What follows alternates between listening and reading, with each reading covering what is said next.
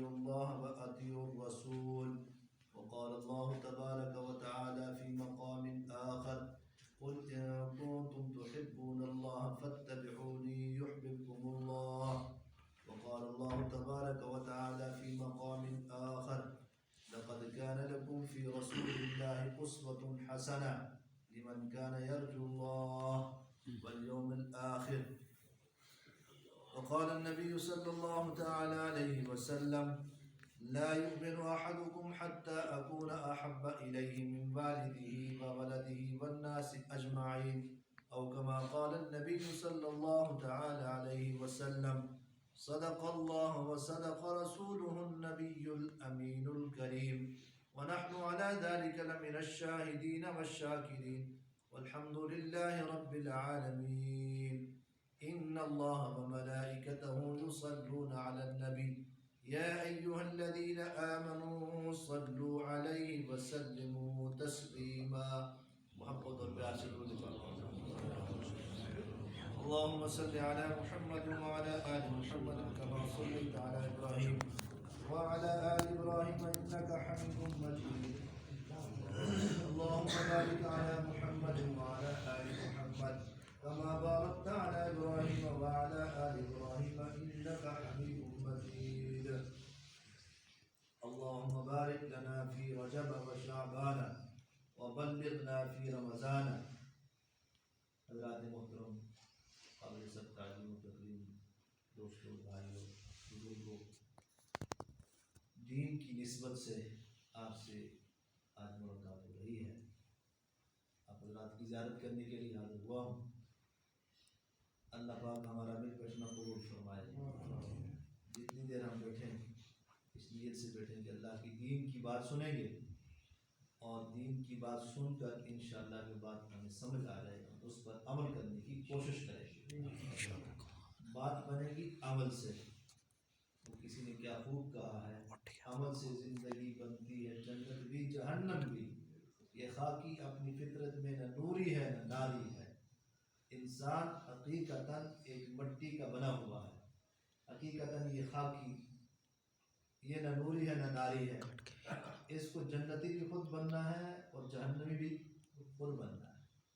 اس کو خود ہی اپنی جنت کا سامان بھی کرنا ہے اور جہنم کا بھی سامان کرنا ہے. اگر اچھے عمل کرے گا، نیک اعمال کرے گا، نیکی کی دعوت دے گا، برائی سے روکے گا، منع کرے گا، منع ہوگا، تو نیکوکاروں میں شامل ہو جائے گا، صالحین میں شامل ہو جائے گا. اور اگر برے کام کرے گا، گناہ کرے گا، گناہ گار ہوگا، تو آخر اس کے لیے جہنم اللہ نے ٹھکانہ رکھا ہے. یہ خاکی اپنی فطرت میں نہ نوری ہے نہ ناری ہے. انسان جب پیدا ہوتا ہے نا، حدیث پاک میں آتا ہے، تو فطرت اسلام پہ پیدا ہوتا ہے. پھر اس کا باپ اس کو یہودی بناتا ہے، کسی کو عیسائی بناتا ہے اور کسی کو مسلمان بناتا ہے. فطرتاً اس کے اندر اللہ نے اسلام رکھا ہے. کل مولود یولد علی فطرت الاسلام. ہر پیدا ہونے والے بچہ وہ اسلام کی فطرت پر پیدا ہوتا ہے. اس کے اندر یہ صلاحیت ہوتی ہے تو اسلام کو قبول فرمائے.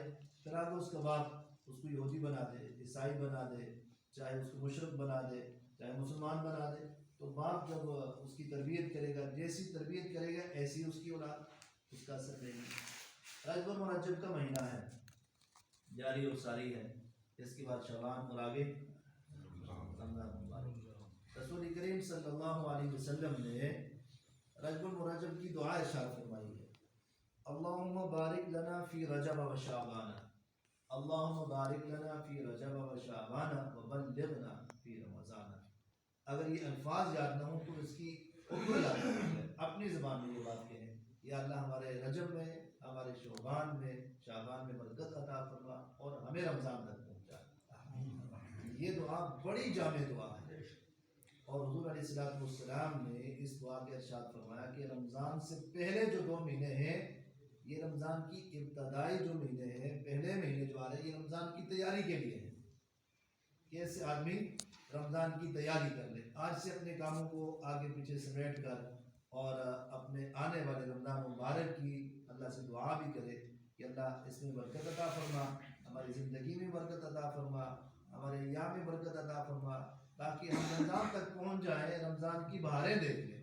رمضان مبارک والا مہینہ تو بہت عظیم الشان مہینہ ہے، بڑا ہی بابرکت مہینہ ہے، بہت ہی رحمتوں والا مغفرتوں والا مہینہ ہے۔ رمضان مبارک جیسا مہینہ کوئی مہینہ نہیں ہے، اس میں ایک نیکی کرنے سے اللہ اسے بڑھا چڑھا کے 700 گنا تک عطا فرما دیتے ہیں۔ رمضان میں ایک فرض ادا کرنے سے اللہ پاک 70 فرضوں کا ثواب عطا فرما دیتے ہیں، ایک فرض ادا کرنے سے، اور رمضان میں ایک نفل ادا کرنے سے فرض کے برابر ثواب ادا کیا جاتا ہے۔ تو اس لیے فرمایا آج سے ہم دعاؤں کے اہتمام کر لیں کہ یا اللہ ہمارے رجب میں بھی ہمارے شعبان میں بھی برکت عطا فرما اور ہمیں رمضان تک پہنچا تاکہ ہم رمضان کی برکات کو حاصل کر سکیں۔ رجب المرجب میں بہت سارے واقعات ہوئے، چیدہ چیدہ واقعات، حضرت علی رضی اللہ تعالیٰ عنہ کی ولادت پر سعادت، اس پر بھی بات کی جا سکتی ہے۔ رجب المرجب میں حضرت امیر معاویہ رضی اللہ تعالیٰ عنہ کی وفات 22 رجب کو ہے، اس پر بھی بات کی جا سکتی ہے۔ اور رجب المرجب میں آخر میں حضور علیہ السلام کو معراج ہوا ہے، اور یہ معراج اللہ کی ملاقات کے ایک ذریعہ تھا، اللہ نے ملاقات کی ہے اور اللہ سے کلامی ہوئی ہے۔ حضور علیہ السلام کو زمین سے آسمان تک لے، پھر آگے سدرۃ المنتہا، پھر عرش معلیٰ، پھر اللہ سے سدرۃ المنتہا قاب قوسین او ادنیٰ فاوحیٰ الی عبدی ما اوحیٰ، یہاں تک پہنچے ہیں تو اللہ سے ملاقات ہوئی ہے۔ اسی مہینے میں حضور علیہ السلام کو معراج بھی ہوئی ہے، اور یہ وہ مہینہ ہے، اسی مہینے میں معراج کے موقع پر اللہ نے نماز جیسا بڑا اہم فرض ادا فرمایا۔ یہ بھی اسی مہینے میں رمضان مبارک رجب رجب کے آخر میں جب حضور علیہ السلام معراج پہ گئے تو آپ پر نماز بھی فرض ہوئی ہے، 5 نمازوں کا ہمیں تحفہ ملا ہے۔ تو اس میں بہت ساری باتیں ہو سکتی ہیں، میں نے چیدہ ساری باتوں کا ماخذ ذکر کر کے نا وہ نچوڑ نکالنا ہے۔ اس میں نچوڑ میں نے یہ نکالا کہ بات کرتے ہیں آج ایمان پر، بنیاد پر۔ بنیاد کیا ہے؟ ہمارا ایمان ہے، اور ایمان ہوا صحیح تو سارا کچھ صحیح ہے، اگر ایمان ہی صحیح نہ ہوا تو پھر کچھ بھی صحیح نہیں۔ اور ایمان میں سب سے پہلے لا الہ الا اللہ، لا الہ الا اللہ کا اقرار اور محمد رسول اللہ کا اقرار انسان کو مسلمان بناتا ہے۔ جب بندہ مسلمان ہو جاتا ہے تو پھر مسلمان ہو جانے کے بعد اس کے لیے اللہ نے اپنی مرضی کی زندگی گزارنے کے لیے اس سے نہیں بھیجا ہے۔ اللہ نے قرآن پاک میں فرمایا افحسبتم انما خلقناکم عبثا، کیا تم یہ گمان کرتے ہو کہ تمہیں ایسے ہی پیدا کر دیا؟ تمہارا ہم نے مقصد بنایا ہے، ورنہ عبادت کے لیے، تسبیح کے لیے، تکبیر کے لیے، تقدیس کے لیے، اللہ کی تعریف کے لیے فرشتے تھوڑے تھے؟ فرشتوں کی تعداد کو کوئی گن سکتا؟ صبح سے لے کر شام تک اللہ کی تسبیح بھی کر رہے ہیں، تعریف بھی کر رہے ہیں، تعریف بھی ہو رہی ہے، تسبیح بھی ہو رہی ہے، سب کچھ ہو رہا ہے۔ اللہ نے انسان کو کیوں بنایا ہے؟ تو انسان کا مقصد بھی قرآن کریم نے ذکر فرمایا، وَمَا خَلَقْتُ الْجِنَّ وَالْإِنسَ إِلَّا لِيَعْبُدُونِ۔ 18,000 کم و بیش مخلوقات اللہ نے پیدا فرمائی ہے، 18,000 سے بھی اباؤ گننے میں آئی وہ 18,000 مخلوق، 18,000 مخلوقات میں سے انسان بھی ہے اور جنات بھی ہیں۔ اللہ نے ساری مخلوق میں سے انسان کو سب سے افضل بنایا ہے، اور اس کو بنا کر اس کی ایک قسم کھائی ہے، لَقَدْ خَلَقْنَا الْإِنسَانَ فِي أَحْسَنِ تَقْوِيمٍ، میں نے انسان کو سب سے زیادہ خوبصورت بنایا ہے۔ انسان سب سے زیادہ خوبصورت ہے، 18,000 مخلوقات میں سے اللہ کی یہ جو مخلوق انسان ہے یہ سب سے زیادہ اعلیٰ ہے۔ اب سیرت کے لحاظ، صورت کے لحاظ سے سب سے اعلیٰ ہے، اب یہ سیرت کے لحاظ سے بھی اعلیٰ بن جائے تو اللہ نے اس سے عمل دیا ہے، صورت کے لحاظ سے تو سب سے اعلیٰ ہوگی۔ اب سیرت کیسے آئے گی؟ سیرت کسے کہتے ہیں؟ سیرت کہتے ہیں انسان کے چلنے کو، پھرنے کو، اٹھنے کو، بیٹھنے کو، لینے کو، دینے کو، معاملات کو، معاشرات کو، یہ جتنے بھی ہیں اس سے سیرت کہا جاتا ہے۔ انسان کے اعمال کے ساتھ جو متعلق ہے، اس سے جو عمل نکلتے ہیں اسے سیرت کہا جاتا ہے۔ تو یہ مزین ہوتا ہے سیرت کے ساتھ۔ ایک آدمی کی صورت بہت اچھی ہے، بڑا خوبصورت ہے، بہت ہی حسین ہے، جمیل ہے، لیکن اعمال نہیں ہے، کلمہ نہیں ہے، اس کے پاس ایمان نہیں ہے، اس کے پاس بنیاد نہیں ہے، تو اللہ نے فرمایا اس کی میرے یہاں کوئی قدر نہیں ہے۔ ایک کے پاس بڑا مال ہے، اس کے پاس بڑا ہی جمال ہے، بڑی برادری ہے، بڑا کنبہ ہے، فرمایا اس کی کوئی قدر و قیمت نہیں ہے۔ کیوں؟ اس کی بنیاد نہیں، اس کے اندر سیرت نہیں ہے۔ وہ سیرت کا آغاز ہوتا ہے لا الہ الا اللہ محمد رسول اللہ سے، لا الہ الا اللہ میں اللہ نے عقائد دیے ہیں اور محمد رسول اللہ میں سیرت بتائی ہے. اب اس کو یوں کر دیں کہ اللہ رب کائنات نے اس بات کا حکم فرمایا تم میری اطاعت اور میرے رسول کی اطاعت کرو. میری اطاعت اور میرے رسول کی اطاعت کرو گے تو پھر تم کامیاب ہو جاؤ گے. اطیعوا اللہ و اطیعوا الرسول، تم اللہ اور اس کی رسول کی اطاعت کرو. اللہ اور رسول کی اطاعت کرنے والا بندہ کامیاب ترین بندہ ہے. اب اس سے جتنے بھی اعمال نکلیں گے وہ اللہ کے رسول کی اتباع میں نکلیں گے تو پھر یہ کامیاب ہے. اگر اس کے جتنے بھی اعمال نکل رہے ہیں اللہ رسول کے خلاف نکل رہے ہیں تو پھر یہ ناکام ہے. اس کی بنیاد ٹھیک ہونی چاہیے اور بنیاد میں سب سے پہلے لا الہ الا اللہ ایمانیات ہے. اب لا الہ الا جب ہم نے کہا ہم نے اللہ تجھے مان لیا ہے، اللہ نے ساری ارواح کو جمع کیا اور جمع کر لینے کے بعد سب سے سوال کیا میری بھی روح تھی، آپ کی دنیا میں جتنے بھی انسان آنے تھے سب کی روح کو اللہ نے جمع فرمایا اور جمع فرما کے ایک وعدہ لیا، ایک عہد لیا. اور وہ وعدہ اور عہد کیا تھا کہ الستو بربکم، کیا میں تمہارا رب نہیں ہوں؟ یوں اللہ نے یہ کہا کہ میں تمہارا مشکل کشا نہیں ہوں؟ کیا میں تمہارا حاجت روا نہیں ہوں؟ کیا میں تمہاری بگڑی بنانے والا نہیں ہوں؟ کیا میں تمہیں موت اور حیات دینے والا نہیں ہوں؟ کیا تمہیں بچے اور بچیاں دینے والا نہیں ہوں؟ تو سب نے مل کے ایک جواب دیا ہے قالوا بلا. ایک اس بات کے اقرار کیا، سب روحوں نے اقرار کیا کیوں نہیں اللہ تو ہی ہمارا مشکل کشا ہے، تو ہی ہمارا حاجت روا ہے، تو ہی ہماری بگڑی بنانے والا ہے، تو ہی زندگی اور موت کا مالک ہے، تو ہی اولاد دینے والا ہے، اولاد لینے والا ہے، تو ہی سب کچھ کرنے والا ہے، خالق ہے تو، مالک ہے تو، رازق ہے تو، قادر ہے تو. سب نے اس بات کا اقرار کیا ہے. یہ اللہ نے عالم ارواح میں جب وعدہ دیا تو سب نے اس بات کا اقرار کیا کہ ہم سارے اللہ تجھے مانیں گے اور تیری مانیں گے. اب جب انسان دنیا میں آ گیا تو اس کے لیے یہ لازم ہو گیا کہ وہ لا الہ الا اللہ پڑھنے کے بعد یہ اقرار کیے تو اس پہ ثابت قدمی اختیار کرے. اس کی ثابت قدمی کیا ہے کہ جس بات کے اللہ حکم فرمائے اس سے کر دے، جس بات سے اللہ روک دے اس سے رک جائے. یہ اطاعت ہے. ایک ہے اطاعت اور ایک ہے اتباع، دونوں میں تھوڑا سا فرق ہے.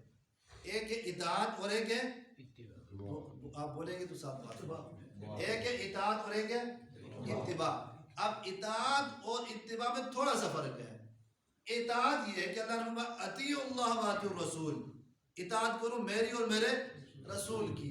اب اللہ نے اپنی نسبت یہ بات ذکر فرمائی ہے کہ اطیعوا اللہ، اطاعت کرو. اب اطاعت اللہ کی جاتی ہے اور اطاعت کا معنی یہ ہے کہ حکم مل جائے پھر اس پہ عمل شروع ہو جائے. حکم مل جائے پھر اس پہ عمل شروع ہو جائے. حکم دیا اس نے کرنا ہی کرنا ہے. اب اللہ کی اطاعت، اللہ نے حکم دیا نماز پڑھو، اب پڑھنی ہے. اللہ نے حکم دے دیا روزہ رکھو تو روزہ رکھنا ہے. اتباع کیا ہے؟ اتباع میں اور اطاعت میں فرق یہ ہے کہ جس کی اتباع کی جاتی ہے اس سے دیکھا جاتا ہے، جس کی اتباع کی جاتی ہے اس سے دیکھا جاتا ہے، اور جس کی اطاعت کی جاتی ہے اس سے دیکھنا ضروری نہیں ہے. اللہ کی اطاعت ہے، اللہ کو بندہ دیکھ سکتا نہیں ہے کہ اللہ کیسے اٹھتے ہیں، کیسے بیٹھتے ہیں، کیسے اللہ کی صفات ہیں، اللہ نے حکم فرمایا کیسے حکم فرمایا، وہ ان کی کیا حیت کیا صورت ہے، یہ تو بندہ نہیں نہ دیکھ سکتا. حکم فرمایا تم یہ کام کرو، حج کرو، تو انسان کو جب مال آ جائے تو فرمایا حج کرو. اب کیسے کیا جائے اس کے لیے اتباع ہے. اتباع جس کی جاتی ہے اس کو دیکھا جاتا ہے، اس کو پرکھا جاتا ہے، اس کے چال چلن کو، اس کے اٹھنے کو، اس کے بیٹھنے کو، اس کے لینے کو، اس کے دینے کو، اس کی سیرت کو، اس کی صورت کو، تاکہ اس کی اتباع کا مطلب یہ ہے، یہ درسوں میں پڑھایا جاتا ہے، یہ ایک صرف ہے. اب اس کا مطلب یہ نکلتا ہے کہ جس جگہ وہ قدم رکھے تم بھی اس جگہ قدم رکھو، یہ اس کی اتباع ہے. جہاں وہ رکے تم بھی رک جاؤ، جہاں وہ چلے تم بھی چل جاؤ. جہاں چلنے کا حکم فرمائے وہاں چلو، جہاں رکنے کا حکم فرمائے وہاں رک جاؤ، جہاں وہ قدم رکھے وہاں تم قدم رکھو. یہ اطاعت ہے. اور اطاعت کے لیے لازمی تھا کہ اس سے دیکھا جائے تاکہ ہم اس کی کیا کریں، اتباع کریں. تو اتباع کے لیے اتباع اور اطاعت میں فرق یہ ہے، اطاعت امر کے لیے آتی ہے، جب حکم آ گیا تو فوراً اطاعت کرنی ہے. اب اتباع میں یہ ہے کہ حکم بھی ماننا ہے، دیکھ کے بھی چلنا ہے، حکم بھی ماننا ہے اور دیکھ کے بھی چلنا ہے۔ اب اللہ نے فرمایا نماز پڑھو، بھائی ہم نے نماز پڑھنی ہے، کیسے پڑھنی ہے؟ نبی نے پڑھ کے سکھائی، نبی نے پڑھ کے بتائی۔ اللہ نے کہا روزہ رکھو، اب روزہ کیسے رکھنا ہے، کس صورت میں رکھنا ہے، کہاں سے کس وقت تک رکھنا ہے، اللہ کے نبی نے کر کے بتایا۔ اللہ نے کہا تم حج کرو، اتم الحج والعمرۃ للہ، حج اور عمرہ کرو۔ اب کیسے کرنا ہے؟ اللہ نے تو کہہ دیا کرو، اب کرنا ہے، اب کیسے کرنا ہے؟ اب اتباع کرنی ہے۔ کس طرح کرنا ہے؟ جس طرح نبی نے کر کے دکھایا، نبی نے کر کے بتایا۔ اب فرمایا تم روزہ رکھو، حج کرو، زکوٰۃ ادا کرو۔ ابھی زکوٰۃ ادا کرنی ہے، کیسے کرنی ہے، کب کرنی ہے؟ تو اللہ کے نبی نے سارا نصاب بتا دیا، یوں کرنی ہے جب تمہارے پاس مال اتنا آ جائے، نصاب کو پہنچ جائے، سال گزر جائے، تو اب زکوٰۃ ادا کرو۔ اتباع اللہ کے نبی کی۔ اب اتباع اس کی جاتی ہے جس سے دیکھا جاتا ہے، تو دیکھنے والا اتباع زیادہ اچھی طریقے سے کرے گا، جس نے نہ دیکھا ہو وہ تو سن کے کرے گا۔ اب حضرات صحابہ کرام رضوان اللہ علیہم اجمعین نے اللہ کے نبی کو دیکھا، نبی نے فرمایا یہ کام کرو ایسے جیسے میں نے کیا۔ نبی نے کہا نماز پڑھو، فرمایا کیسے پڑھو؟ جیسے میں پڑھ رہا ہوں۔ روزہ رکھو، کیسے رکھ کے دکھایا، ایسے کرو۔ حج کرو، حج کیسے کرنا ہے؟ اللہ کے نبی نے کر کے دکھایا، یوں ایسے حج کرنا ہے۔ آپ نے زکوٰۃ دینی ہے، زکوٰۃ دینے کے یہ اصول، یہ طریقہ، یہ وضع ہے۔ تو اللہ کے نبی، اللہ نے ہمیں اطاعت کرنے کا حکم فرمایا، اطیعوا اللہ و اطیعوا الرسول، اطاعت اللہ اور اس کے رسول کی۔ اب رسول کی اتباع ہوگی، رسول کی اطاعت ہوگی، رسول اللہ جس بات کا حکم فرما دے اس کو کرنا ہے۔ وما آتاکم الرسول فخذوه وما نهاکم عنه فانتهوا واتقوا اللہ ان اللہ شدید العقاب۔ فرمایا جب تمہیں پیغمبر کسی بات کا حکم فرمائے تم کر گزرو، جب کسی بات سے روکے تو رک جاؤ۔ یہ حکم کرے تو کر لو، یہ کر لینا اطاعت ہے۔ فرمایا رک جاؤ تو رک جانا اطاعت ہے، اتباع ہے۔ تو ہمیں اللہ رسول کی اطاعت کا حکم ہے۔ کامیاب بندہ وہ ہے، کامیاب ترین شخص وہ ہے جو اللہ اور اس کے رسول کی اطاعت کرتا ہے، اتباع میں چلتا ہے، کہنے کے مطابق زندگی گزارتا ہے، یہ بندہ کامیاب ہے۔ یہ اس کی سیرت سے جو اعمال، اس سے جتنے بھی اعمال نکلے یہ کامیاب ہو جائے گا۔ اور کامیابی کے لیے معیار مال نہیں ہے، کامیابی کے لیے مال معیار نہیں ہے، کامیابی کے لیے سفید چہرے کا ہونا، یہ جمال کا ہونا کامیابی نہیں ہے۔ کامیابی کے لیے یہ نہیں ہے کہ اس کے پاس بہت بڑی برادری ہے، یہ نہیں فرمایا۔ اور نہ مال ہے، نہ جمال ہے، نہ اس کی اولاد ہے، نہ کنبہ ہے، نہ برادری، یہ شرطیں نہیں ہیں۔ کامیابی کے لیے فرمایا کہ شرط سب سے پہلے کیا؟ ایمان ہونا چاہیے، ایمان کی بات اتباع رسول ہونا چاہیے۔ دو ہی چیزیں مقصود ہے، جب اللہ کی اطاعت آ جائے گی، رسول اللہ کی اتباع آ جائے گی، تو کیا ہوا وعدہ جو انسان نے کیا تھا، لا الہ الا اللہ محمد رسول اللہ، اللہ دنیا میں جا کر ہم تیری مان کے چلیں گے، تجھے بھی مانیں گے، تیری بھی مانیں گے، اور رسول اللہ کو مانیں گے، رسول اللہ کی بھی مانیں گے۔ آج ہم رسول اللہ کو تو مانتے ہیں، رسول اللہ کی نہیں مانتے۔ ہم رسول اللہ کو مانتے نا سارے، کہ ہمارے آخری نبی حضرت محمد رسول اللہ صلی اللہ علیہ وسلم کی ذاتی بابرکات ہے، آپ کے بعد کوئی نبی نہیں ہے۔ ہم نے تو یہ مان لیا اللہ کے نبی ہے، یہ مان لیا کہ محمد رسول اللہ ہمارے رسول ہے، ہمارے نبی ہیں، خاتم النبیین ہے، لیکن اللہ کے نبی کی ہم نہیں مان رہے۔ اللہ کے نبی کو بھی ماننا ہے، اللہ کے نبی کی بھی ماننی ہے۔ نبی نے جس بات کا حکم فرمایا اب کرو، جیسے اتباع کرنی ہے اللہ کے نبی کی اتباع۔ نبی نے اپنا چہرہ کیسے سجایا ایسے ہم نے سجانا ہے، چہرہ ایسے سجانا، چہرے کے اوپر داڑھی رکھنا، فرمایا یہ نبی کی اتباع ہے۔ نبی نے لباس کیسے پہنا، پہن کے دکھایا، فرمایا ایسے پہنے گا تو فرمایا یہ نبی کی اتباع کر رہا ہے۔ نبی نے وضو کیسے کیا ایسے بندہ کرے گا سنت کے مطابق، یہ کر لینا یہ اتباع ہے۔ نبی نے چلا کیسے، ایسے چل کے دکھائے گا تو یہ نبی کی اتباع ہے۔ صحابہ نے ایک ایک چیز کو، اللہ کے نبی کی ایک ایک چیز کو نوٹ کر کے ہمیں دکھایا۔ آج کوئی بندہ یہ نہیں کہہ سکتا کہ زندگی کی کسی موڑ میں بھی وہ دیکھ لے، اس سے یہ کہنے کی ضرورت نہیں ہو سکتی کہ میرے سامنے کوئی لائے عمل نہیں ہے، کوئی نمونہ نہیں ہے، کوئی مجھے رستہ نہیں مل رہا ہے۔ اللہ کے نبی نے ہر زندگی کے ہر موڑ میں ہمیں جو ہے وہ ہماری جو اصلاح فرمائی ہے. زندگی کا کوئی ایسا حصہ دیکھ لیں، لڑکپن بھی ہے، بچپن بھی ہے، جوانی بھی ہے، بڑھاپا بھی ہے. اگر نوجوانوں نے دیکھنا تو اللہ کے نبی کی جوانی کو دیکھ لیجئے، کیسے صاف ستھری گزاری ہے اور بہترین گزاری ہے. حسن میں بھی سب سے اعلیٰ، مال میں بھی سب سے اعلیٰ، جمال میں بھی سب سے اعلیٰ، جلال میں بھی سب سے اعلیٰ. لیکن اللہ کی نبی کی جوانی صاف ستھری گزری ہے. جوانوں نے زندگی گزارنی ہے تو جوانی اللہ کے نبی کی دیکھی جائے. بڑھاپا آ گیا، بڑھاپے میں زندگی گزارنی ہے تو اللہ کے نبی کا بڑھاپا گزرا ہے. فرمایا بڑھاپے کے لیے نبی کی سیرت دیکھ لو، کیسے نبی نے زندگی گزاری ہے. اور عورتوں کے لیے گھر کی زینت، گھر کی زندگی، حضرت اماں عائشہ صدیقہ، حضرت اماں خدیجہ الکبریٰ اور دیگر ازواج مطہرات، فرمایا ان کو دیکھو کیسی زندگی گزاری ہے. ہر چیز نبی کی باہر والی زندگی صحابہ نے بتائی ہے، نبی کی گھر والی زندگی ازواج مطہرات نے بتائی ہے. اب نبی کا معاملہ گھر والوں کے ساتھ کیسے تھا؟ ایک حدیث میں ارشاد فرمایا خیرکم خیرکم لأہلی وانا خیرکم لأہلی، تم میں سب سے اچھا وہ ہے جو اپنے گھر والوں کے ساتھ اچھا ہے. آج اگر کوئی بندہ، کوئی شخص، کوئی جوان اپنی بیوی کے ساتھ پیار اور محبت کے ساتھ رہتا ہے تو پتہ ہے کیا بولے، بیوی نے تھلے لگ گیا ہے. ہماری اپنی بات یہ ہوتی ہے بیوی تھلے لگ گیا، حالانکہ ایسی بات نہیں ہے. اللہ کے نبی نے فرمایا کہ تم میں سے بہترین وہ ہے جو اپنے گھر والوں کے ساتھ اچھا ہے. اب گھر والوں کے ساتھ اچھا ہوگا تو باہر اچھا ہوگا، اگر اندر کڑوا تو باہر بھی اس کی حالت یہی ہوگی. ایک بندہ ایک سے ایک گھنٹہ ملتا ہے، ایک آدمی ایک کے ساتھ 24 گھنٹے رہتا ہے. اب 24 گھنٹے گزارنا مشکل ہے، ایک گھنٹہ گزارنا مشکل ہے. کیوں بھائی؟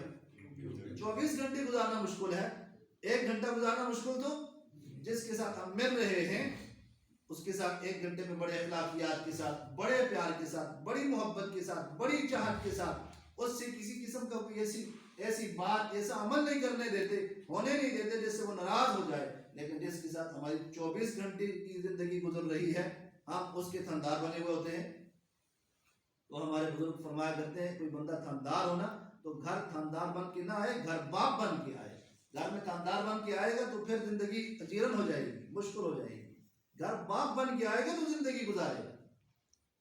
تو گھر کی زندگی ازواج مطہرات نے سامنے کر دی، باہر کی زندگی حضرات صحابہ کرام نے باہر کر دی. زندگی ہمارے سامنے، زندگی کا کوئی ایک ایسا موڑ نہیں ہے کہ جس میں اللہ کے نبی نے ہماری رہنمائی نہ فرمائی ہو. ہماری بدقسمتی، ہم اس سے دوڑ رہے ہیں، بھاگ رہے ہیں اور اپنی من مانی کر رہے ہیں. فرمایا جو اللہ اور اس رسول کی اطاعت کرے گا کامیاب ترین بندہ یہ ہے. فرمایا لا یؤمن احدکم حتی اکون احب الیہ من والدہ وولدہ والناس اجمعین، تم میں سے وہ شخص اس وقت تک مومن نہیں ہے جب تک کہ وہ مجھ محمد سے محبت اپنی آل و اولاد سے، اپنے ماں باپ سے، یہاں تک کہ ساری دنیا سے زیادہ نہ کر لے. اس وقت تک بندہ مومن ہی نہیں ہے. اور اگر پرکھنا تو دو موقع ہمارے پاس ایسے ہوتے ہیں کہ بندے کو پرکھا جا سکتا ہے. اس کو اللہ کے نبی کے ساتھ کتنی محبت ہے اور اپنی برادری کے ساتھ کتنی محبت ہے، اللہ کے نبی کی کتنی اطاعت اور کتنی اتباع ہے اور برادری کی کتنی اتباع کر رہا ہے. اس سے دو موقع پر پرکھا جا سکتا ہے، ایک جب بندے کی موت ہو جائے اس وقت، ایک جب شادی کا موقع آ جائے تو اس وقت. یہ دو موقع ایسے ہیں کہ اس پر ہر طرف سے پریشر ہوتا ہے، برادری کی طرف، دوستوں کی طرف سے، احباب کی طرف سے، گھر والوں کی طرف سے، اپنے جو اولاد کی طرف، ہر طرف کی پریشر ظاہر ہوتا ہے. لیکن اس وقت اگر یہ کھڑا ہو گیا، دنیا ناراض ہوگی تو ہوگی، اللہ راضی ہو جائے. اللہ اور اس کے رسول کو راضی کرنا مقصود اور دنیا مقصود نہ ہو. اگر برادری کو راضی کیا، اگر دنیا داروں کو راضی کیا، دوستوں کو راضی کیا، احباب کو راضی کیا، اللہ اور اس کے رسول کو ناراض کر دیا تو اس سے کچھ بھی حاصل نہیں. یہ خوشی اس کی خوشی نہیں ہے، یہ اصل میں غم یہی ہے. اس سے تو اصل غم یہاں کرنا چاہیے. اگر غمی کے اندر اس نے اللہ کی مانی، اللہ کی نبی کی مانی ہے، ایسے گزرا جیسے اللہ کی نبی نے بتایا، ایسے گزرا جیسے اللہ نے حکم فرمایا، ایسے کیا جیسے صحابہ نے کیا، اس کرنے کے اوپر سارا جگ ناراض ہو جائے، اللہ راضی ہو جائے، اس سے سب سے زیادہ خوشی حاصل ہوئی ہے. اس لیے ہماری یہ کوشش ہونی چاہیے اور ہماری یہ نیت ہونی چاہیے، ہمارا یہ ارادہ ہو کہ ہم نے اللہ اور اس کے رسول کو راضی کرنا ہے. دنیا ناراض ہوتی ہے تو ہو جائے، آج ناراض تو کل راضی ہو جائے گی، لیکن آج اللہ ناراض ہو گیا، اگلے منٹ میں میری موت آ گئی تو پھر میں کیا جواب دوں گا؟ یہ سوچ اگر ہمارے اندر آ جائے تو ہماری زندگی بدل جائے گی. میں اور آپ ہر بندہ یہ چاہتا ہے کہ میری زندگی کیا ہو جائے, بدل جائے, اچھی ہو جائے, نیک ہو جائے. ہر بندہ مجھے میری صفات بیان کرے اور میرے اندر نیک عمل آ جائے.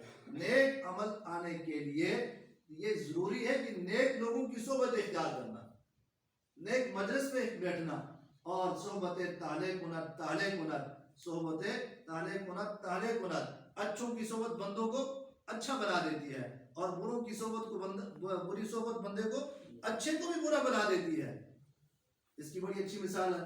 حضرات فرماتے ہیں کہ ایک بندہ عطار کی دکان پہ چلا جائے تو اس سے خوشبو نہ بھی لے تو خوشبو آئے گی یا نہیں آئے گی, خوشبو آ جائے گی. اور ایک بندہ لوہار کی دکان پہ چلا جائے, کچھ بھی نہ کرے, وہاں بیٹھا ہی رہے, تو کم از کم اس کے کپڑے کالے ہو جائیں گے. مجلس سے انسان کے حالات بدل جاتے ہیں. نیکوں کی مجلس کے اختیار کرنے سے, صحبت اختیار کرنے سے بندہ نیک ہو جاتا ہے. اور اچھا آدمی بری مجلس میں بیٹھ جائے تو وہ اچھا بھی برا ہو جاتا ہے. ہمارے گاؤں میں, ہمارے علاقے میں, ہمارے محلے میں اگر کوئی نیک آدمی ہو تو چند دن وہ کسی برے کے ساتھ لگ جائے تو لوگ اس سے پھر رہنے دیتے ہیں. تو یہ دن اللہ گیا, اعتراف ہو گیا. برے کی نسبت آدمی کو برا بنا دیتی ہے, اور برا آدمی نیک کے ساتھ لگ جائے تو اس کی ساری جتنی بھی اس کی خوبیاں ہوتی ہیں وہ ایک خوبی اس کی ساری برائیوں کے اوپر حاوی آ جاتی ہے. اس لیے ہمیں نیک لوگوں کی صحبت اختیار کرنی چاہیے, اللہ کے ولیوں کی صحبت اختیار کرنی چاہیے, بزرگوں کے پاس جانا چاہیے. ہمارے حضرات فرمایا کرتے تھے کہ جب آپ کسی بزرگ کے پاس, کسی عالم کے پاس جائیں تو اپنے بچوں کو بھی ساتھ لے کے جایا کریں. کسی مجلس میں جائیں, کسی محفل میں جائیں, کسی جلسہ میں جائیں, کسی جو ہے ایسی تقریب میں جائیں تو وہاں اپنے بچوں کو بھی ساتھ لے کے جایا کریں. وہاں علماء کے ساتھ ملا اسلام کریں, پیار کریں.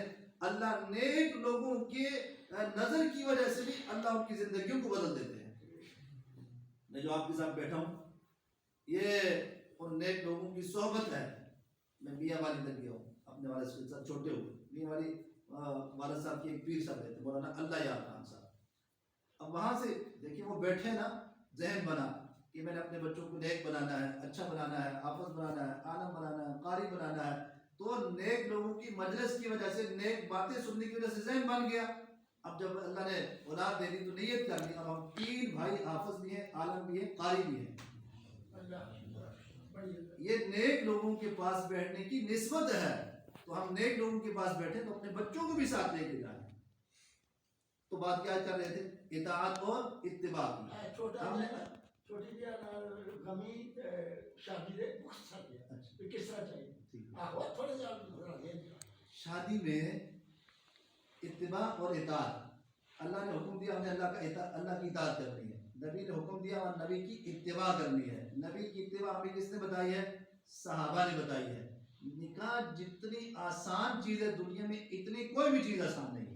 ہم نے اسے بہت مشکل بنا دیا ہے. اس کا آسان سنت طریقہ یہ ہے کہ نہ کسی بارات کی ضرورت اور نہ کسی خرچے کی ضرورت, نہ کسی پہ پرچہ ہوتا ہے نہ خرچہ ہوتا ہے. یعنی سنت کیا ہے کہ 2-4 آدمی, وہ جو گھر کے افراد ہوتے ہیں وہ, بلکہ 2-3 ایک عورت 2 آدمی گھر کے جو ہیں وہ جس کے پاس جانا ہے, جہاں بچی ہے وہاں چلے جائے, اس سے بات کر لے اور مسجد میں نکاح ہو جائے. یہ سنو تو 2-4 بندے جو گواہ ہیں وہ بیٹھ جائیں, مسجد میں نکاح ہو جائے, بچی کو پکڑنا اس کے گھر کے حوالے. حضور علیہ السلام نے حضرت فاطمہ الزہرا کا نکاح یوں ہی کیا تھا, کسی کو نہیں بلایا. حضرات صحابہ اکرام تشریف لے آئے اور حضرت ابوبکر صدیق رضی اللہ تعالیٰ عنہ فلاں آدمی کو بلا لو, تم 2 گواہ ہو. حضرت عمر اور حضرت صدیق اکبر کو گواہ بنایا, علی کو بلایا, آیا تمہارا نکاح ہے, میں نے اپنی بیٹی تیرے نکاح میں دے دی ہے. شام کو بیٹی کا ہاتھ پکڑا اور علی کی گھر میں چھوڑ کے آ گیا. یہ ہے کوئی مشکل؟ شادی کو تو ہم نے خود مشکل بنا دیا ہے. اب یہ شادی اتنی مشکل ہو گئی ہے کہ یہ شادی اتنی مشکل ہو گئی ہے کہ غریب آدمی کی بچیوں کے بال سفید ہو گئے. یہ سوچ کے میں جہیز کہاں سے دوں گا؟ جب وہ امیر آدمی دے گا نا 2 ٹرک بھر کے, تو غریب آخر اس کی حسرت تو بڑھتی ہے نا, آخر میری بھی بچی, اس کے بھی تو جگر کا ٹکڑا ہے نا, اس نے بھی تو رخصت کرنی ہے نا.